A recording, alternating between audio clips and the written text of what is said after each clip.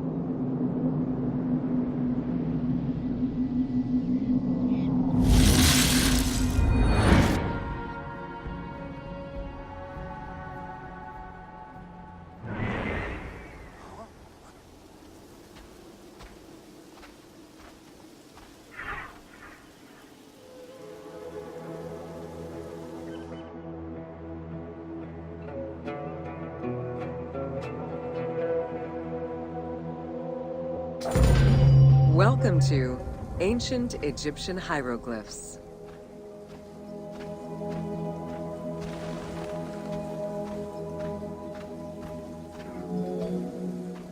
Hieroglyphics were used as sacred writing, appearing on monuments, statues, and sacred papyrus texts.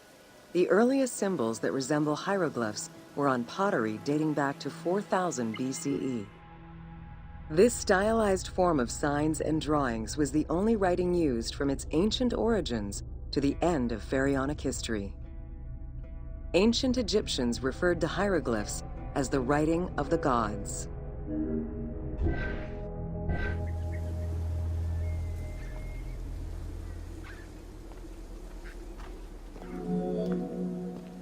Considered a difficult language, it was intended for pharaohs, nobility, and priests, and meant to be used in ceremonies, within tombs, and for government records.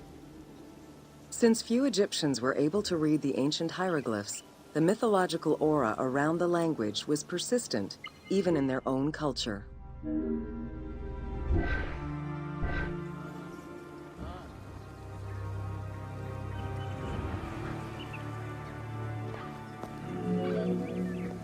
The structure of hieroglyphs offers insight into Egyptian culture, not just in what the translations say, but in the structure of the symbols themselves. They were found on tomb walls, on sarcophagi, on statues, and on pottery, and were meticulously recorded in countless ancient papyri.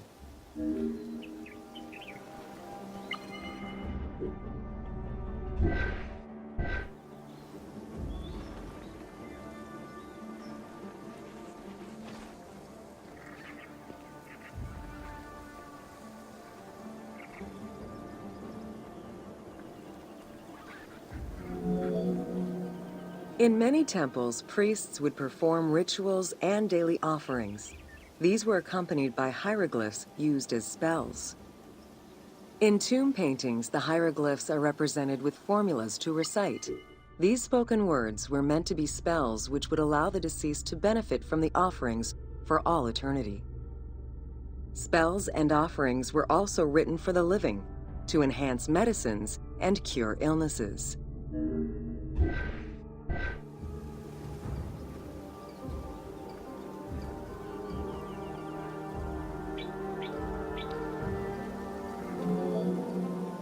The most famous of ancient Egyptian documents is the Book of the Dead. Written in hieroglyphs and hieratic texts, it depicts important spells and rituals. These spells were intended to ensure a smooth transition from life to death and allow the deceased to safely navigate the perils of the afterlife.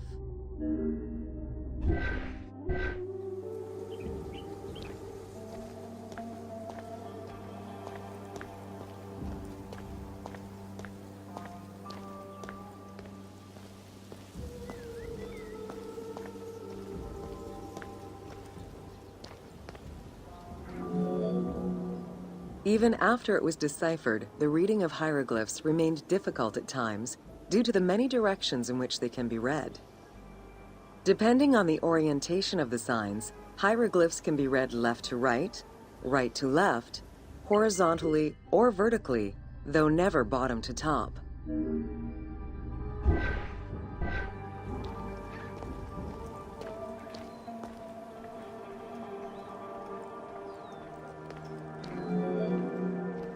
A clue on which way to read is to first notice which direction the figurative signs are facing. If a pictogram is looking to the right, then the reader is meant to start from the right and read towards the figure. Column text on a papyrus begins from the right, then goes top to bottom for each column.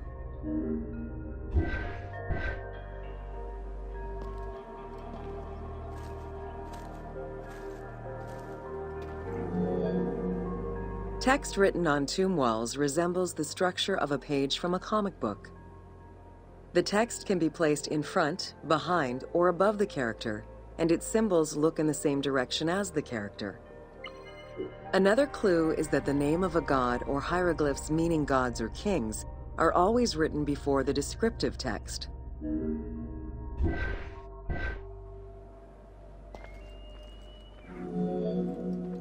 Compared to alphabetical languages, Egyptian hieroglyphs have more symbols. Confronted with the absence of vowels, the Egyptians invented a category of signs. When placed at the end of words, these signs help inform its meaning. For instance, a drawing of a lion will refer to a lion and also relate to the abstract concept of a lion as something dangerous or powerful.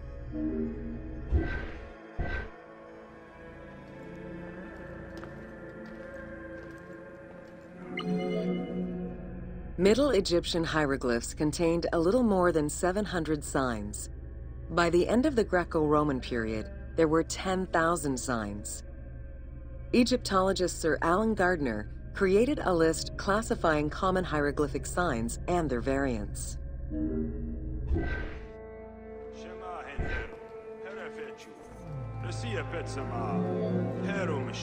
Ancient Egyptian languages have many similarities with Asian and African languages.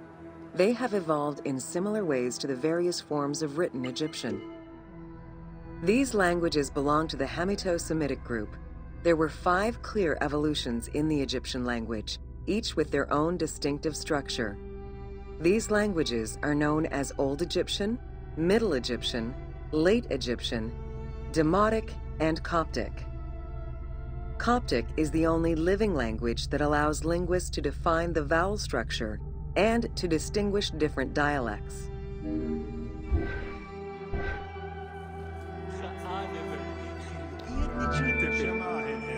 While hieroglyphs and hieratic script give us an idea as to how the ancient Egyptian language was structured and written, the way it was spoken is still up for debate. The team opted for English as the spoken language, with the characters using ancient Egyptian and Greek words and accents. The language that is spoken in the background by the crowds is largely based on Sir Alan Gardner's Egyptian grammar. To help resurrect a dead language, we consulted Egyptologists and dialogue coaches to establish our target sound and cast actors with Arabic, Hebraic, and African backgrounds to bring the game to life.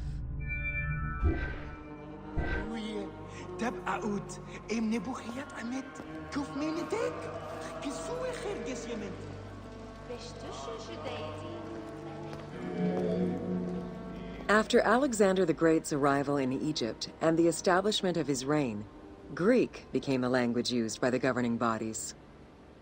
The inability to read hieroglyphs caused resentment among the Greek population. It's from this tension that the Rosetta Stone was created.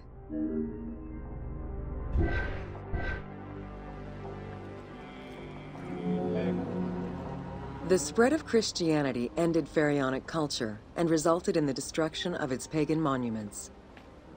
This also marked the end of hieroglyphic writing and understanding.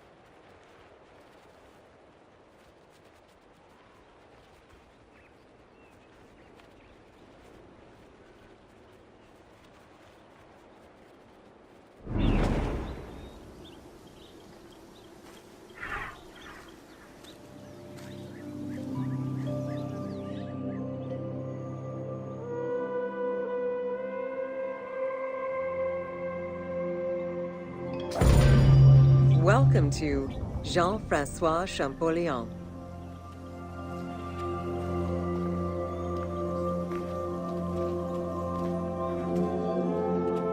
Between the 5th century CE and the Renaissance, knowledge of hieroglyphs was entirely lost.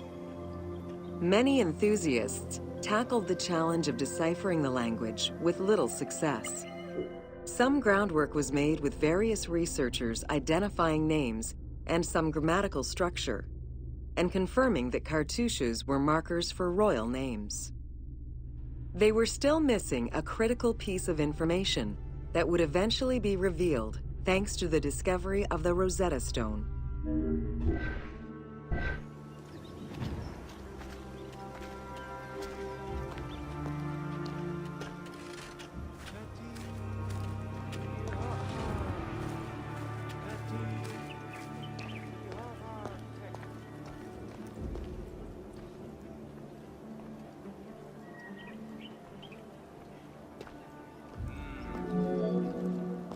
The Rosetta Stone was found in 1799 by Bouchard, a soldier in Napoleon's army.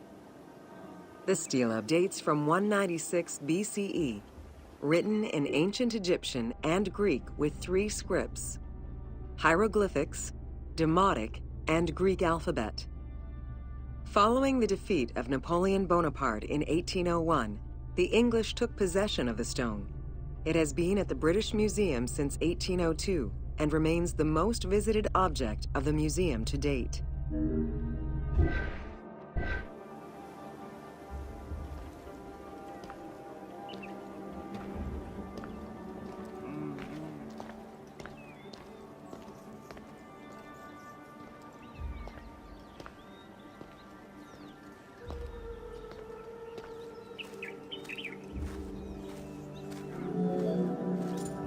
The first translation was of the Greek section only in 1803. It detailed a decree of Pharaoh Ptolemy V, reminding the citizens that their pharaoh had led Egypt to prosperity. It was fully translated 20 years after by Jean-Francois Champollion, who was working with a facsimile.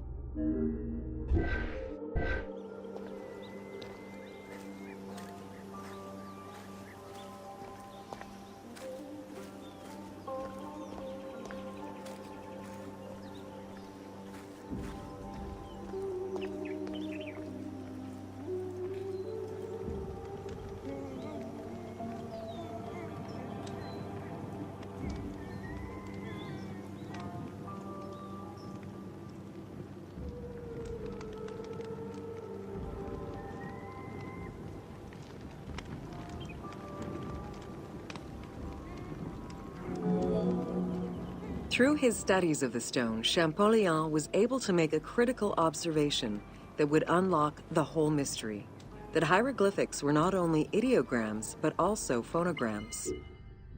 Hieroglyphs consist of phonetic glyphs, single characters, and logograms. Essentially, they are a combination of phonetics, alphabet, and full words, which in total form a language.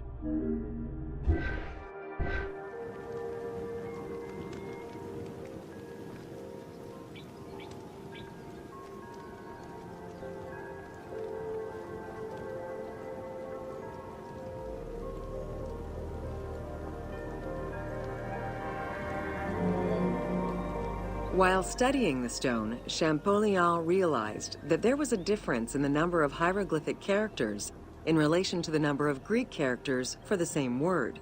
This led him to believe that hieroglyphs must have phonetic characteristics. This was the first step to unlocking the Rosetta Stone's secrets.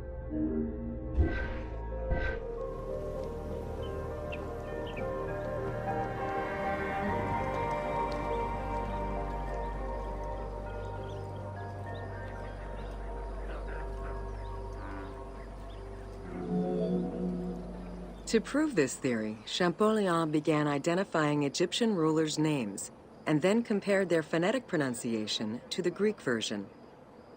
For example, Cheops had been the Greek name given by ancient chroniclers to the owner of the Great Pyramid, Khufu.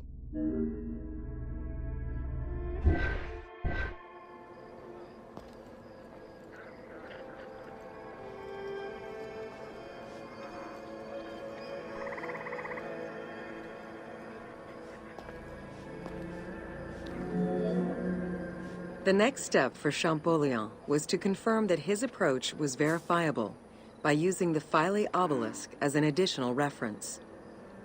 Engraved in the obelisk are two inscriptions in Egyptian hieroglyphs and Greek.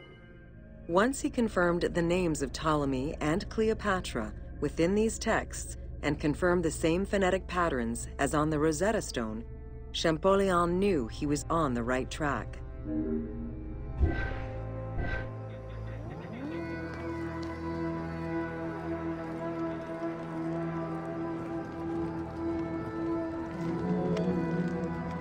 Champollion had already mastered several ancient languages when he took on deciphering the Rosetta Stone.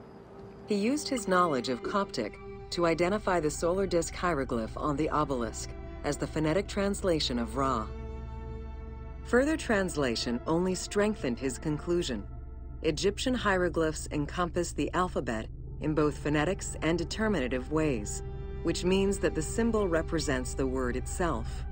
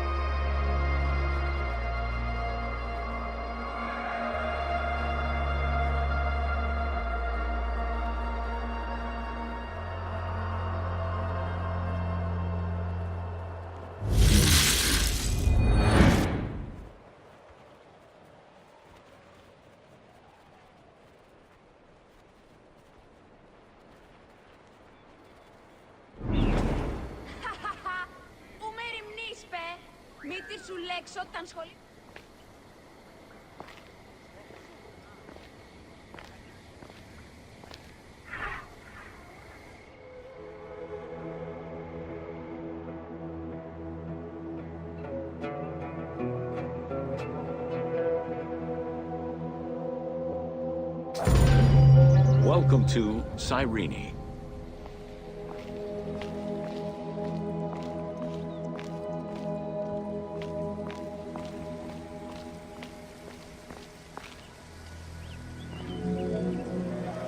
Cyrenaica stretches across the coast of northwest Africa. It was known as Pentapolis in antiquity, a reference to the 5 main cities that formed the Greek colonies. Built on a lush plateau of the Green Mountains, in what is present-day Libya, a colony of Greek settlers formed the city of Cyrene in 630 BCE. Cyrene's population quickly grew, spreading out across the terraces of the plateau, making it the first and largest of the 5 colonies.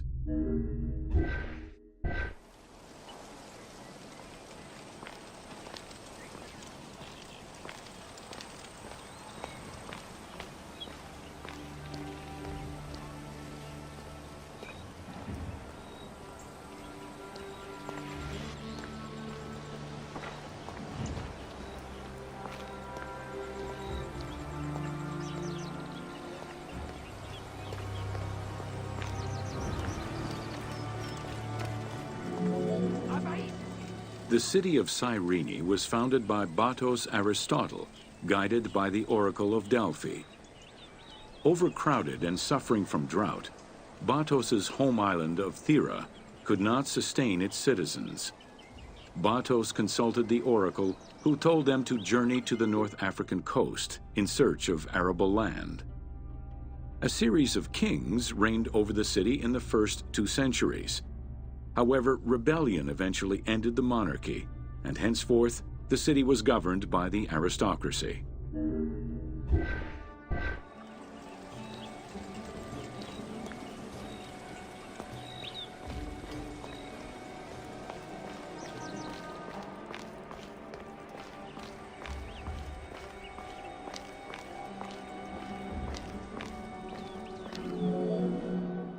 The key features of Cyrene were temples dedicated to gods, Apollo, Demeter, and Zeus, alongside Ptolemaic gods such as Isis and Serapis. A large agora defined the city's center, and on the western edge, the famed Acropolis was built. A fortification wall was added around the harbor at the end of the 2nd century CE. As the city grew, more buildings were constructed beyond the walls.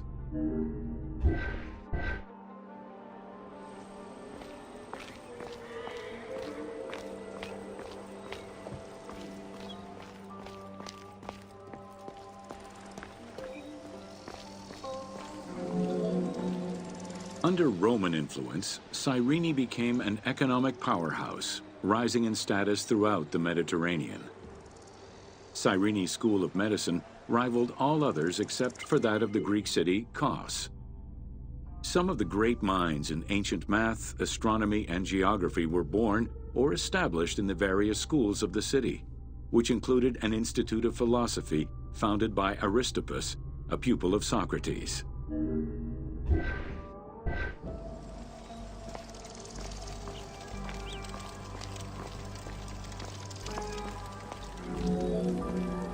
From 115 to 117 CE, there was a revolt in the Jewish quarter that greatly damaged the city of Cyrene. Over time, a succession of battles, poor management of its silphium crop, and earthquakes eventually took their toll on the city. It was completely abandoned in 365 CE.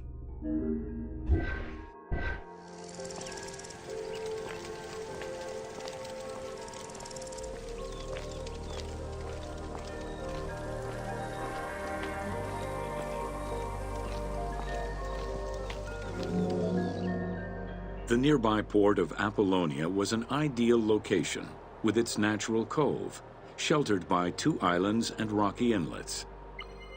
Along with a lighthouse, the port was later equipped with quays and warehouses to accommodate the increased shipping traffic.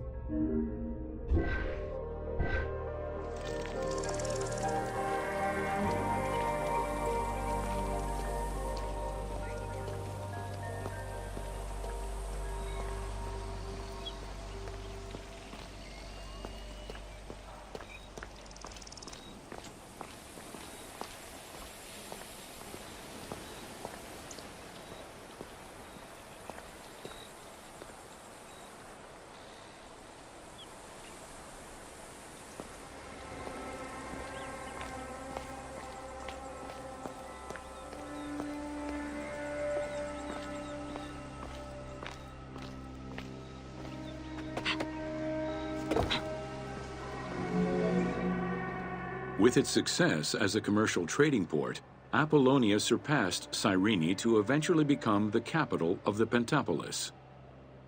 A number of earthquakes gradually shifted the city, causing many of its original structures to sink. Some of its ruins can still be seen underwater.